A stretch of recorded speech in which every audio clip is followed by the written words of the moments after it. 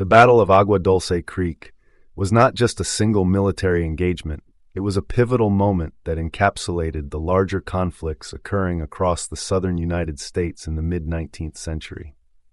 This was a period when the frontier was both a land of opportunity and a place of violence, and it was on this contested ground that the legendary Texas Rangers met the fiercely independent Comanche warriors.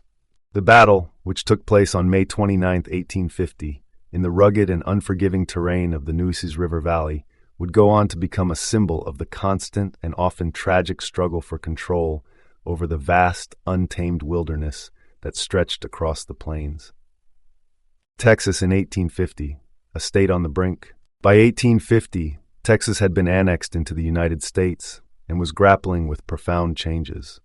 The state had been a republic for almost a decade before it joined the Union, and while the new American government provided some stability, it also brought new conflicts. The open plains, once controlled by Native American tribes, were now viewed as prime land for settlement and expansion. This, of course, led to mounting tensions between settlers, military forces, and indigenous groups who had lived there for centuries. The United States had been pushing westward, and the ideology of manifest destiny, coupled with the expansion of agriculture and the construction of railroads, meant that thousands of people were flooding into the territory. This was not an easy migration. The land was harsh, the weather brutal, and the indigenous peoples, who had developed a deep connection to the land over generations, viewed this mass migration as an existential threat. The Comanche were particularly affected by this encroachment on their hunting grounds, and their warriors knew that their way of life was rapidly being erased by the tide of settlers. The role of the Texas Rangers. The Texas Rangers, a legendary force in the history of the American West, played a crucial role during this time of conflict. Initially formed in the 1830s to protect the frontier from Mexican raiders, the Rangers had grown into a respected, if controversial, military force by 1850. Comprised of tough, often independent-minded men, the Rangers were tasked with defending settlers against both Native American tribes and criminal elements. Their reputation for ruthlessness in battle and willingness to pursue their enemies into hostile territory made them formidable opponents. Despite their success in various engagements, the Rangers were also a subject of criticism. Their brutal tactics were sometimes seen as overzealous, especially in their dealings with the indigenous tribes. Many of the Rangers were former soldiers, outlaws, and adventurers, each driven by personal motivations, some seeking fame and fortune, others seeking revenge for attacks on their homes and families. This dynamic created a complex and often morally ambiguous institution.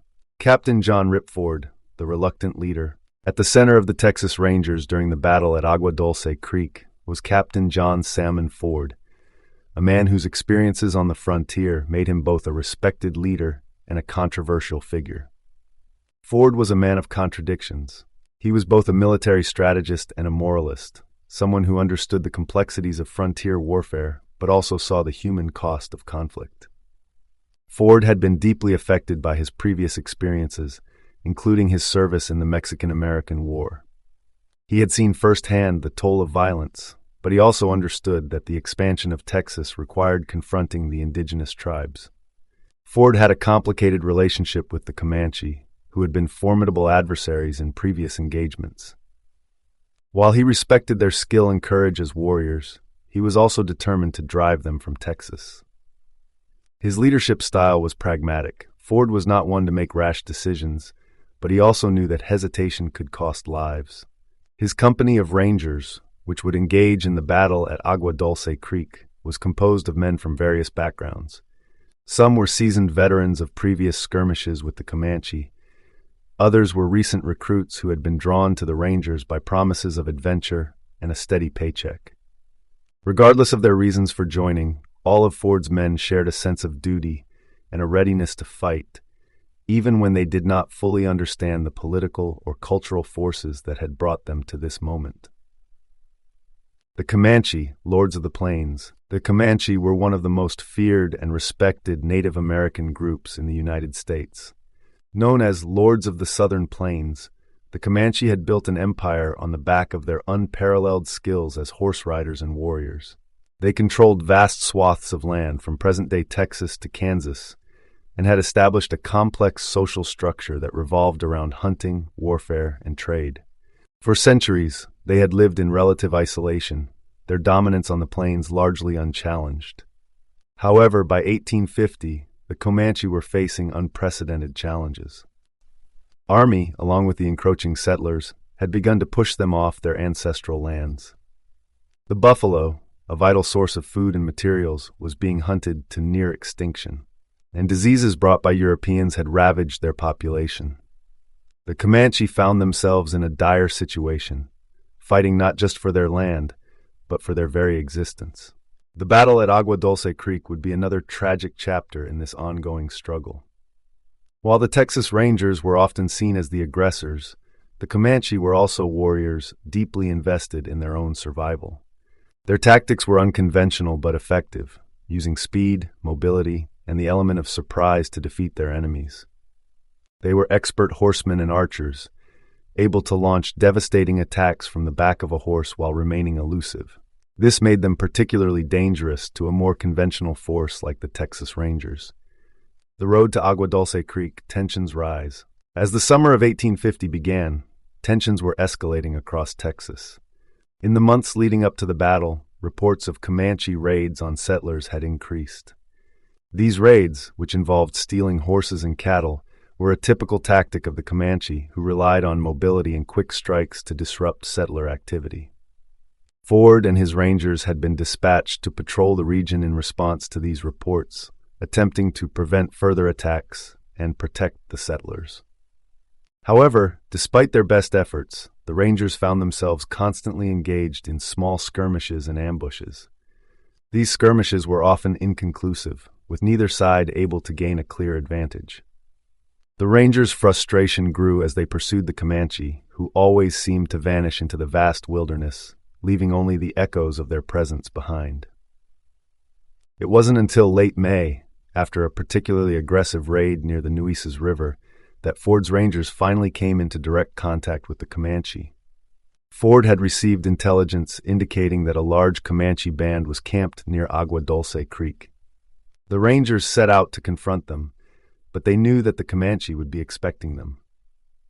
Ford, having studied the Comanche's tactics, was determined not to be caught off guard. The Battle of Agua Dulce Creek. The battle itself unfolded with the speed and intensity that marked many of the engagements between settlers and indigenous tribes on the frontier. On the morning of May 29, 1850, the Rangers approached the Comanche encampment at Agua Dulce Creek. The terrain was rugged, with thick brush and rocky outcroppings that provided cover for the Comanche. As the Rangers neared the camp, they noticed that the Comanche were unprepared for a fight, perhaps underestimating the Rangers' movements. Ford ordered a full charge, and the Rangers galloped toward the encampment, drawing their rifles and pistols. The Comanche warriors, caught off guard, quickly mounted their horses and attempted to mount a defense. What followed was a chaotic and brutal clash. The sound of gunfire echoed across the valley as the two forces engaged in close combat. The Rangers, skilled with their firearms and determined to strike a decisive blow, pushed forward. At the same time, the Comanche utilized their speed, using their horses to flank the Rangers and launch harassing attacks. The battle lasted for over an hour, but the Rangers eventually prevailed. 4 Comanche warriors were killed, and several others were wounded. However, the victory came at a high cost. One Ranger, William Gillespie, was killed during the fighting, marking the first casualty of the conflict.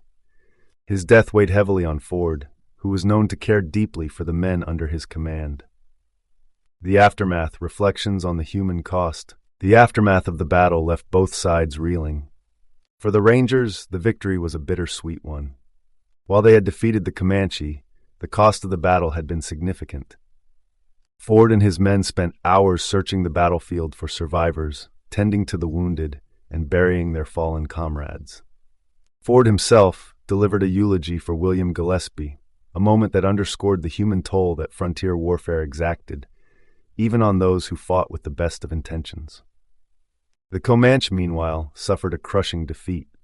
They lost several of their warriors, including some of their best fighters, and were forced to retreat from the area. However, the victory did little to change the larger dynamics of the conflict. The Comanche remained a potent force on the plains, and the Rangers, despite their success at Agua Dulce Creek, knew that this was just one battle in an ongoing war. A legacy of violence and survival, the Battle of Agua Dulce Creek was a significant chapter in the history of the Texas frontier. It was a confrontation that illustrated the deep complexities of the conflict between settlers and indigenous peoples, a conflict marked by cultural misunderstandings, historical grievances, and ultimately, a struggle for survival on both sides. In the years following the battle, the Rangers would continue their campaign against the Comanche and other Native American tribes, but the tide of history was against them. The U.S. government would soon adopt more systematic policies toward Native American removal and forced relocation, policies that would forever alter the fabric of Native American life. For the Comanche, the battle at Agua Dulce Creek represented yet another defeat in their long struggle to retain their land and way of life. Though they would never be completely defeated militarily, their ability to resist the United States was steadily eroded. The battle served as a poignant reminder of the complex and painful intersection of cultures, ideologies, and histories that define the American West. For the Texas Rangers, the battle would become part of their storied history, a testament to their skill and bravery in the face of overwhelming odds. But it would also serve as a symbol of the brutal realities of frontier life, realities that demanded both physical courage and moral conviction, qualities that were often at odds with one another.